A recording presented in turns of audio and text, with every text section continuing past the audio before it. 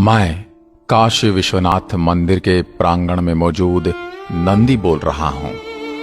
मैं आज ही आपको सब कुछ सच बता सकता हूं। 2 मिनट लगेंगे, लेकिन मेरी आंखों से बहते आंसुओं को आप महसूस नहीं कर पाओगे। मैंने स्वयं अपने ऊपर इतने हथौड़ों और कई कई प्रकार के वार झेले हैं, जिसका दर्द और पीड़ा मैंने आज तक किसी को नहीं बताई। मैं कई सदियों से यहां बैठा हूं। मुझे तो ये कहने में भी शर्म आती है कि मेरे चाहने वालों को ये तक नहीं पता कि मुझे स्थापित किसने और कब किया था। लेकिन मैं आपको कह दूं, मैं अनादिकाल से मेरे प्रभु को निहारते आया हूं। मुझे सदियों पूर्व से ही मेरी आंखों के सामने अंधकार छा गया था। इस अंधकारमयी पीड़ा को मेरे अलावा और कोई नहीं जान सकता। मैंने वो पीड़ा देखी है। मैंने वो पीड़ा सही है। जब पहली बार सन 1194 में मोहम्मद गोरी नामक एक लुटेरा और उसके साथ मौजूद मलेच्छ लुटेरे ने मेरे आराध्य का मंदिर क्षतिग्रस्त करके लूट लिया था। लेकिन कुछ समय बाद ही स्थानीय लोगों ने मिलकर मेरे प्रभु का मंदिर फिर से स्थापित कर दिया। मुझे आभास हुआ कि शायद अब मैं हमेशा फिर से अपने प्रभु को निहारता रहूंगा। लेकिन सन 1447 में मैंने फिर वही खूनी खेल देखा। जिस मंदिर में कभी दूध की नदियां बहा करती थी, वहां रक्त बहते हुए देखा।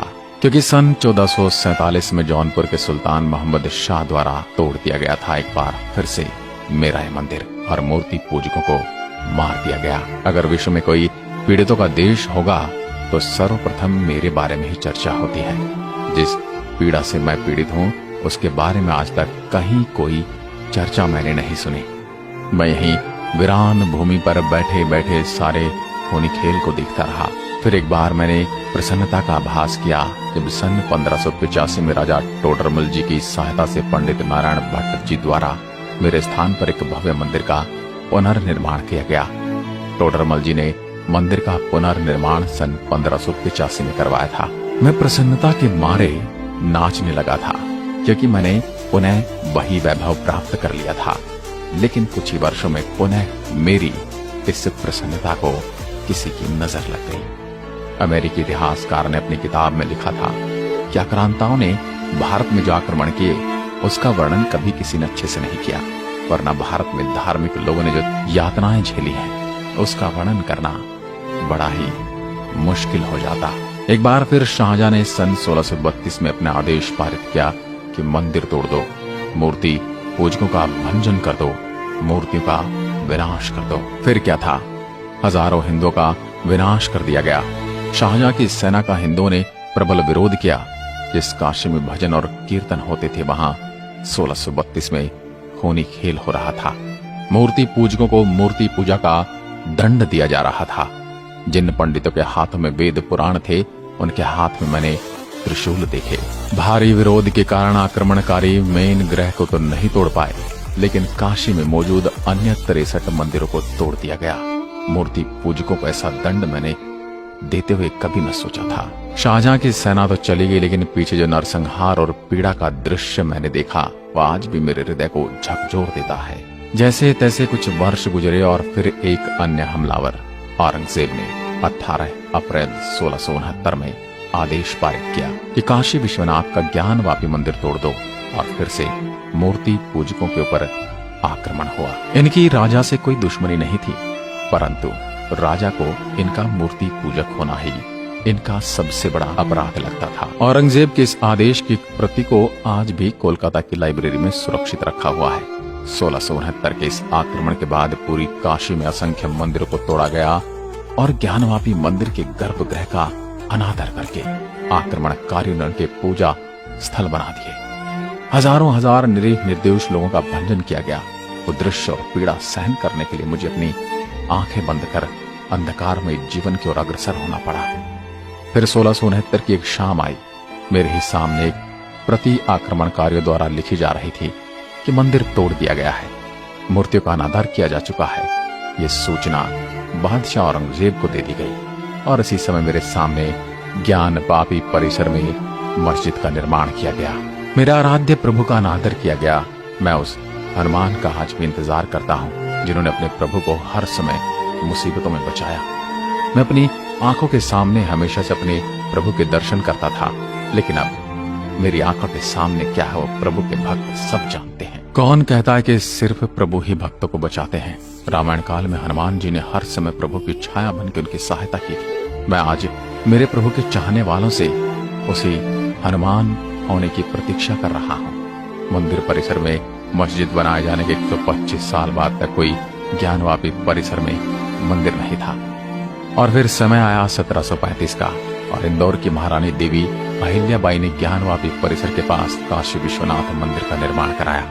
कुछ राजाओं ने मेरे बारे में सलाह दी थी कि मुझे इस स्थान से हटाकर नए मंदिर के प्रांगण में शिवलिंग के सामने स्थापित कर दिया जाए। उस समय महारानी देवी अहिल्याबाई का जवाब था घोर और गुस्से वाले स्वर में, नहीं नहीं, नंदी महाराज को इसी तरह यहीं बैठे बैठे अपने प्रभु का स्मरण करना पड़ेगा।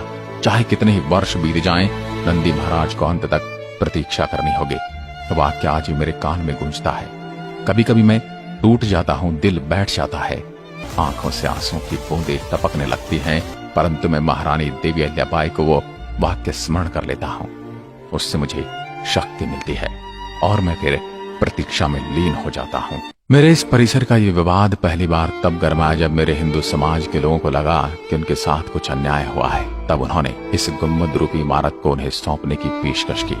30 दिसंबर 1810 को मेरे नजदीकी शहर बनारस के तत्कालीन जिलाधिकारी मिस्टर वाटसन ने अपने परिषद के उपाध्यक्ष से एक पत्र लिखकर इस ज्ञानवापी परिसर को हमेशा के लिए हिंदू समाज को सौंपने की मांग की, लेकिन ये काम कभी पूरा न हो सका। आगे आपको बताते चलूं कि 1829 से 1830 तक ग्वालियर की महारानी बैजाबाई ने इस मंदिर में ज्ञानवापी मंडप बनवाया था और महाराजा नेपाल ने मेरी एक प्रतिमा स्थापित करवाई थी। मुझे दुख इस बात का कि मेरे इस परिसर का जिक्र उस समय के राजस्व के अनुसार जामा मस्जिद ज्ञानवापी के रूप में हुआ, लेकिन एक बार फिर मैंने मन में प्रसन्नता महसूस की। 1980 के दशक में विश्व हिंदू संगठन ने कुछ राष्ट्रवादी ताकतों के साथ मिलकर ज्ञानवापी मस्जिद के स्थान पर मंदिर बनाने के उद्देश्य से एक बड़ा राष्ट्रव्यापी अभियान चलाया था, और हिंदू पक्ष की ओर से कुछ विद्वान थे जिनके मैं नाम ले रहा हूँ। हरिहर पांडे, सोमनाथ व्यास और रामरंग शर्मा ने मेरे प्रभु के इस परिसर को सर्वेक्षण के दायरे में लेने के लिए एक याचिका दायर की।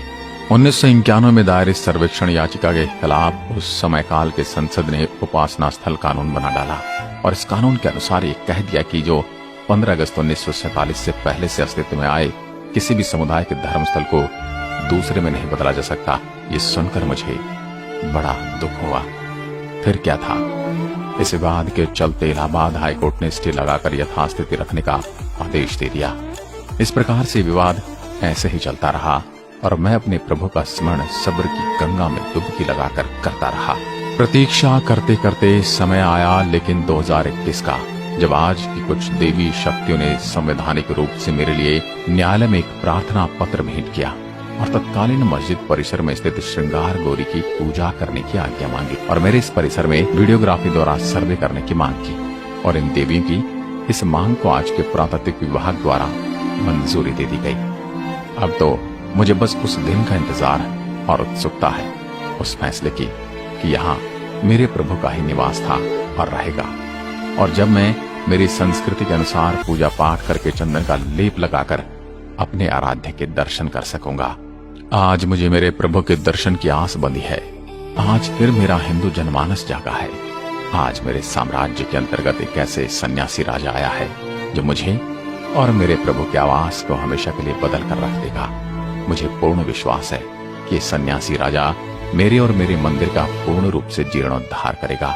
जहां मेरे बाबा का विशाल मंदिर हुआ करता था, उस समय काल में यहाँ मेरे परिसर में कुछ विशेष समुदाय के क्रूर कई अत्याचार किए, कई मूर्तियों को खंडित कर दिया और यहाँ किसी मस्जिद का निर्माण कर दिया और मेरे प्रभु को सदा सदा के लिए कैद कर लिया। मैं काशी विश्वनाथ मंदिर के प्रांगण में मौजूद नंदी बोल रहा हूँ। आशा करता हूँ आप सभी को मेरा ये दर्द समझ में आया होगा और मुझे पूर्ण विश्वास है कि आप सभी को मेरे इस फैसले का बेसब्री से इंतजार है। आज की वीडियो में बस इतना ही। नमस्कार। हर हर महादेव।